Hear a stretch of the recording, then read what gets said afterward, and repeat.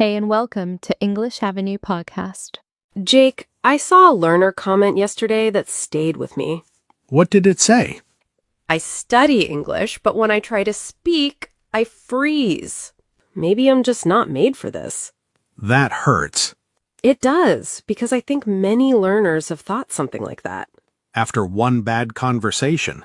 After forgetting a word they knew yesterday. After listening to a podcast and thinking, why do they speak so fast? And then the mind jumps straight to, maybe I should stop. That jump is dangerous. Yes, not because the feeling is fake, The feeling is very real. but it may be too early to trust the conclusion. So today is not a just stay positive episode. No, I don't think that helps enough. Good. My inner critic would roll its eyes. Today, we're talking about the moment before you give up on yourself too quickly. When you're tired, disappointed, and almost ready to believe the harshest story about yourself. And why that story may not deserve the final word. Hey, English learners! Welcome back to the English Leap podcast, your cozy little place to learn easy English through real, everyday conversations. I'm Anna. And I'm Jake. And today's episode is already looking at me a little too directly. The topic is, don't give up on yourself too quickly. This is for English learners, but also for anyone trying to build something slowly. Confidence, a skill, a better routine.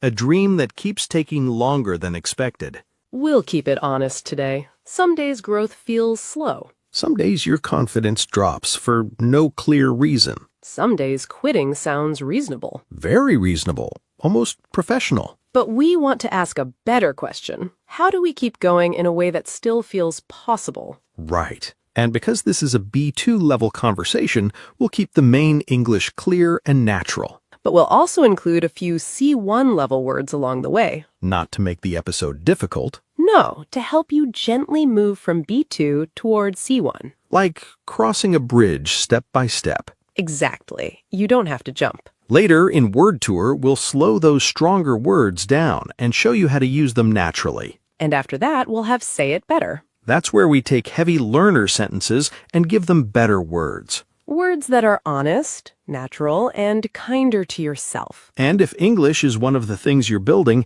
English Leap Club can support you after the episode. With transcripts, vocabulary practice, quizzes, games, and shadowing. So you can return to the episode, practice with it, and make the language yours. As you listen, think about this. Where have I been judging myself too quickly? Let's begin. Anna, that learner comment feels painfully familiar. The maybe I'm just not made for this part? Yes, because that sentence usually doesn't arrive at the beginning. True, it arrives after something hurts. After you freeze in a conversation, after you forget a simple word, after you finally speak and the sentence comes out wrong. And then one bad moment starts acting like the whole truth. That is the dangerous part. Yes, the moment may be real, but the conclusion may be too harsh. I've had that feeling before. With English? With another language. I recorded myself speaking for practice once. Brave. Not for long. I listened for about 6 seconds and deleted it. 6 seconds. Maybe 5. My inner critic arrived immediately. That voice inside your mind that judges you before the full story is even clear? Yes, mine said, never do that again. Harsh. Very efficient, though. The inner critic can be like that. It doesn't always shout. Mine sounded calm, almost professional. What did it say? You sound awkward. Don't embarrass yourself. And because it sounds like advice, you almost believe it. That's what scared me. It didn't feel cruel in the moment. It felt sensible. But it was not the whole truth. No, the truth was I sounded uncomfortable because I was practicing something new. That is very different from I should never speak. Completely different. So before you give up on yourself, pause and ask, what actually happened? Not, what horrible thing does this prove about me? Right. What happened? I forgot a word. I froze. I missed practice. I sounded awkward. Those are problems you can work with. But I'm hopeless is not a plan. It's a locked door. And we don't build a life from a locked door. That line hurt a little. Good hurt? Useful hurt. Then keep the sentence. My inner critic is loud today, but that doesn't mean it is right. That gives you space. And space matters. Because when there's space, you can choose the next step. But not every hard moment is loud and sudden. True, sometimes you don't give up after one bad conversation. Sometimes you get tired slowly. This is another reason people give up too quickly. They keep trying, but the result doesn't come fast enough. Yes, you study for weeks, you listen, you repeat, you save useful phrases. You feel like you are doing the right things. Then real conversation starts and your mind goes blank. That is such a rude moment. Very rude. Because you don't just feel sad, you feel disheartened. Like your hope has lost energy. Yes, you still care, but you are tired of trying. That feeling deserves honesty. Not a poster sentence. Not just believe in yourself. Thank you. A better truth is this: effort and results don't always arrive together. Annoying truth. Very annoying, but useful. So, what should a learner do when they feel disheartened? First, lower the weight for a short time. Lower the weight? Yes, imagine you are carrying something heavy. If it becomes too much, you don't have to throw the whole thing away. You can carry a smaller piece. Right. Instead of, I must speak fluently, try, I'll answer one question out loud. That feels possible. Instead of, I must finish the whole episode, try, I'll repeat one useful minute. That does not sound like quitting. Because it isn't quitting, it is making the step possible again. And what should they measure? Recovery. Recovery. Yes, last month maybe you froze and stopped. This time maybe you froze, paused, and answered with a simple sentence. That still feels small. It is small, but it is not nothing. Because you came back into the conversation. Yes, that matters. So when hope gets tired, don't only ask, why am I not there yet? Ask, what is one smaller sign that I am still learning? That question is kinder. And more accurate. And what about when something actually goes wrong? A real setback? Yes, a problem that slows you down and hits your confidence. Like missing practice for 2 weeks. Or doing badly in a speaking test. Or trying a conversation and feeling embarrassed afterwards. That kind of thing can feel heavy. It can. A setback can shake your confidence. But it can also give you information. That is the part people miss. Let's make it practical. Good. Imagine a learner wants to speak better, but every day she only watches English videos quietly. So she is spending time with English. Yes, and that is not useless. But it is not the same as speaking practice. Right. Then one day someone asks her a simple question in English and she freezes. Painful. Very. But the lesson is not, I'm bad at English. The lesson is, my practice has not trained the skill yet. That is much more useful. Because now she can change something. She can answer one question out loud after each video. Or repeat one short dialogue until it feels natural. Or prepare 3 sentences before a real conversation. That is how a setback becomes useful. It stops being a punishment and becomes feedback. Feedback with bad manners. Very bad manners. But still feedback. So after a setback, don't only ask, how do I stay motivated? Ask, what did this show me? And what needs to change? That question can save months. Because sometimes people don't need more pressure. They need a better method. That is worth remembering. And even when the method is better, progress may still feel quiet for a while. That's the part learners hate. I know. The plateau. Yes, the plateau. The flat part. A plateau is when progress seems to stop even though you are still working. I hate that part. Most people do. At least with a setback, something happens. True, a plateau is quieter. It is like walking on a long, flat road and thinking, am I even moving? That is a good image. Thank you. I keep one metaphor in my pocket. Use it carefully. I will try. The plateau is difficult because the early rewards disappear. At the beginning, you learn 10 useful phrases and feel amazing. You understand your first simple conversation. You order coffee in English and feel like a new person. Then, later, progress becomes less visible. You are not learning hello anymore. You are learning speed, tone, confidence, and flexibility. Harder things to measure. Yes, much harder. So during a plateau, the wrong question is, am I fluent yet? Too much pressure. What is the better question? Can I understand the main idea faster than before? Good. Can I continue after a mistake? Useful. Can I explain my idea with simpler words? Very useful. Those questions show movement on the flat road. So the plateau is not a wall. No. It may be a stage where progress is becoming deeper, not louder. That helps. And if nothing changes for a long time, don't panic. Change the practice. Slightly. Not burn everything down. Please don't burn everything down. So if I always listen, I add shadowing. If you always learn words, use them in your own sentences. If you always study alone, try one short conversation. If you always jump to new content, repeat one useful part until it becomes yours. Less exciting. Usually. More effective. Often. That is unfair but acceptable. And that brings us to something people often misunderstand. Perseverance? Yes, because perseverance is not just try harder. I'm glad you said that because people make perseverance sound painful. Very painful, like you must suffer silently and never change anything. The movie version. Running in the rain. Staring at a mountain. Music swelling in the background. I don't trust any life plan that requires background music. Wise. So what is perseverance in real life? Continuing with care. That sounds softer than I expected. It is softer, but it is not weak. Explain. Perseverance is returning after a bad week. But not pretending the bad week didn't happen. Right. It is returning and asking, what would make this easier to continue? So if I missed practice because my routine was too big, You return with a smaller routine. if I avoided speaking because I felt nervous, You return with a script. if listening felt too fast, You return with slower audio and repetition. so perseverance is not punishment. No,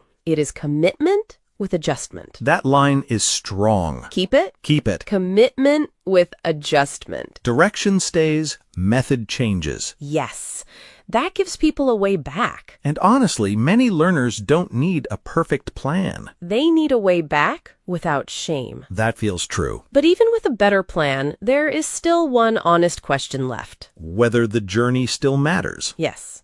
Is this still worthwhile? Valuable enough for the time, effort, and difficulty. Right. I like this question because it doesn't lie. It doesn't say, this should be easy. And it doesn't say you must continue everything forever. It asks whether the effort still has meaning. English may be hard, but does it still matter to you? Does it help you speak to more people? Understand more of the world? Find better opportunities? Express yourself more clearly? Feel more confident in rooms where English is used? If yes, then maybe the journey is still worthwhile. Even if today was bad. Even if progress is slow. Even if the method needs changing. Even if you need rest first. So don't ask only, is this easy? Ask, does this still matter to me? And if it does, Rest. adjust. Make the next step smaller. Get support. And come back. Because you may not be finished. You may just need a better way forward. So we started with a learner who said, maybe I'm just not made for this. I hope that sentence feels less final now. Maybe your inner critic gets loud. Maybe you feel disheartened. Maybe you face a setback or hit a plateau. But that does not mean the journey is over. No. Perseverance can simply mean returning with a better plan. And if the journey still matters to you, it may still be worthwhile. If it is, don't give up on yourself too quickly. Now let's slow down some of the stronger words from today's conversation. These are useful B2 to C1 words for talking about growth, struggle, and progress. Our first phrase is inner critic. Inner Critic. Inner critic. Your inner critic is the negative voice inside your mind that judges you or tells you that you are not good enough. It is not a real person, but it can feel very loud. You could say, my inner critic gets loud when I make mistakes. Or, I'm learning not to believe everything my inner critic says. A useful pattern is, my inner critic tells me that. My inner critic tells me that I'm not improving, but that does not mean it is true. This phrase helps you separate yourself from the thought. You are not the thought. You are the person hearing it. Our next word is disheartened. Disheartened. Disheartened. Disheartened means disappointed and less hopeful because something is difficult or not going well. It is stronger than sad and deeper than discouraged. You could say, I felt disheartened when I didn't see progress. Or, many learners feel disheartened after a difficult conversation. Common pattern, feel disheartened by something. I felt disheartened by my slow progress. Honest, but not hopeless. Our next word is setback. Setback. Setback. A setback is a problem or difficulty that slows your progress. The important idea is that it slows progress. It does not have to stop progress. You could say, missing 1 week of practice was a setback, but I can start again. Or, one setback does not mean the whole journey is over. Common verbs, have a setback, face a setback, recover from a setback. Useful for English, work, health, money, and life. Our next word is plateau. Plateau. Plateau. A plateau is a stage where progress seems to stop. A common phrase is, hit a plateau. I hit a plateau after 6 months of practice. You can also say, I feel like I've reached a plateau in my English. A plateau can be frustrating, but it is common in long-term learning. Our next word is perseverance. Perseverance. Perseverance means continuing even when something is difficult. It is a noun. The verb is persevere. You could say, learning English requires perseverance. Or, I want to persevere even when progress feels slow. But remember today's idea. Perseverance is not just pushing harder. Sometimes perseverance means returning after a difficult day. Returning with a better plan. That sounds more human. Our final word is worthwhile. Worthwhile. Worthwhile. Worthwhile means valuable enough for the time, effort, or difficulty. You could say, learning English is difficult, but it is worthwhile. Or, this journey still feels worthwhile even when progress is slow. Common pattern, it is worthwhile too. It is worthwhile to keep practicing, even when the results are not immediate. Another pattern, make something worthwhile. The small improvements make the effort worthwhile. This word is useful because it admits the effort and the value.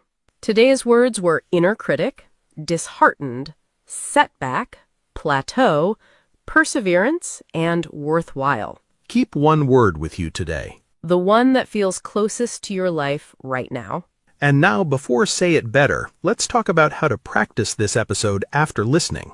If today's conversation felt close to your own life, this is a good episode to revisit slowly. Inside English Leap Club, you can use the transcript, vocabulary practice, quizzes, games, and shadowing. Read one part. Listen again. Repeat a few lines out loud. You don't have to master everything today. Just take one useful sentence and make it yours. That is how the episode becomes practice. And now, let's turn today's ideas into better English sentences. This is Say It Better.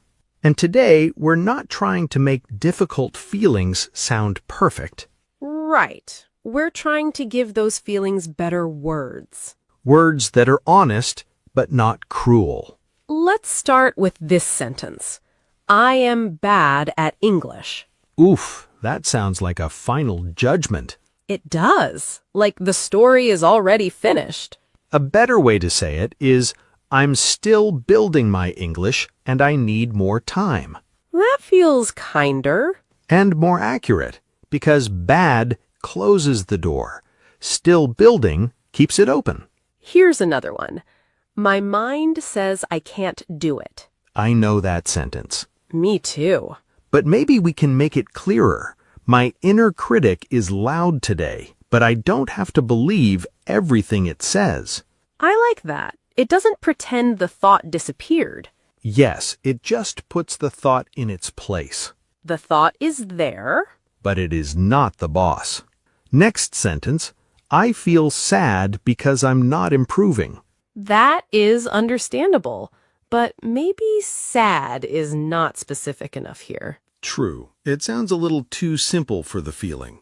A stronger version is, I feel disheartened because my progress is slower than I expected. That feels more mature. And it explains the real reason. You're not just sad, you're disappointed because you care. Here's one many learners say, I failed again. That sentence is heavy. Very heavy. And sometimes unfair. A better version is, I had a setback, but I can adjust my method and continue. That changes the feeling. How?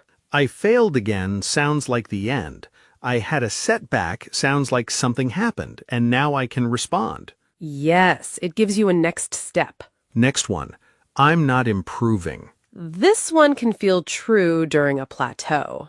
The flat part, where you're working but progress feels quiet. A better sentence is, I may be on a plateau, but I'm still building skills I cannot see yet. I like that, but I'd maybe make it more natural for speaking.